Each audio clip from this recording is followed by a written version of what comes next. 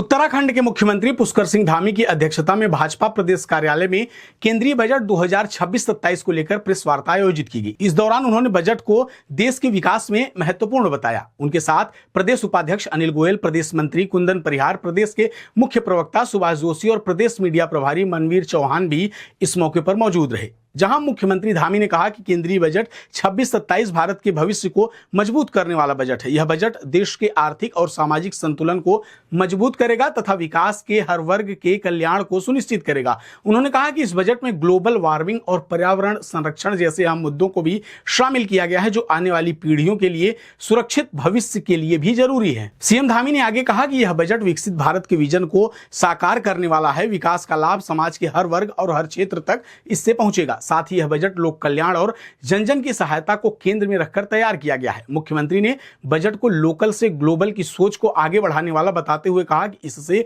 स्थानीय उत्पादों, रोजगार और उद्यमिता को विशेष स्तर पर बढ़ावा मिलेगा, जिससे भारत वैश्विक स्तर पर और अधिक मजबूत होकर उभरेगा। 9वीं बार लगातार देश का आम बजट प्रस्तुत किया। मैं सबसे पहले तो उनको बहुत बधाई देता हूँ, शुभकामनाएं देता हूँ और आदरणीय प्रधानमंत्री श्री नरेंद्र मोदी जी के नेतृत्व में जो कल वित्त मंत्री जी के द्वारा बजट प्रस्तुत किया गया है, वो बजट प्रधानमंत्री जी के दूरदर्शी नेतृत्व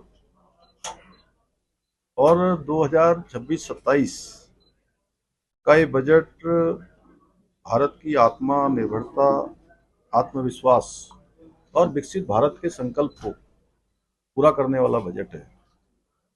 और मैं कहूं कि ये सभी की आकांक्षाओं के, भारतवर्ष के सभी नागरिकों की आकांक्षाओं की पूर्ति का बजट है। सबके उत्थान का, उनके उन्नयन का, आगे बढ़ाने का और हर वर्ग को किसी न किसी रूप में आगे लाने का और विकसित भारत बनाने का संकल्प पूरा करने का बजट है। और ये बजट भारत के भविष्य को 3 मजबूत स्तंभों में स्थापित करता है कि भारत आर्थिक रूप से मजबूत बने।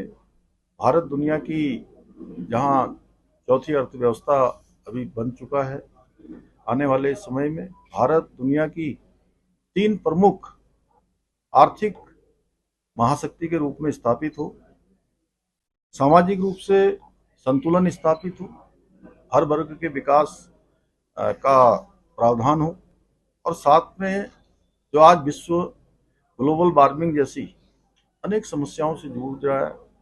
हम सब जानते हैं कि लगातार जो ग्लोबल वार्मिंग हो रही है, उसके कारण से मौसम में भी कई प्रकार का परिवर्तन देखने को हम सबको मिलता है। जिस समय वर्षा काल के समय में कई बार वर्षा नहीं होती है और होती है तो अत्यधिक हो जाती है।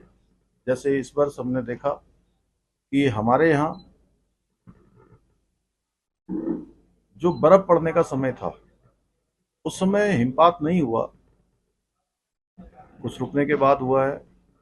ऐसे ही कई प्रकार के परिवर्तन, सर्दियों के समय में कम सर्दी होना, गर्मी में कम गर्मी होना। जैसे अगर 2025 की हम बात करें तो 2025 में हम सब लोगों ने बहुत कम यहाँ पर राज्य के अंदर देखा होगा तो बहुत गर्मी का एक तरह से एहसास बहुत ज़्यादा नहीं हुआ। इस प्रकार से जो पर्यावरण स्थिरता है वह भी रहे, विकास के साथ साथ इकोलॉजी बनी रहे, इकोलॉजी के साथ इकोनॉमी भी बढ़े। इसका प्रावधान इस बजट में किया गया है।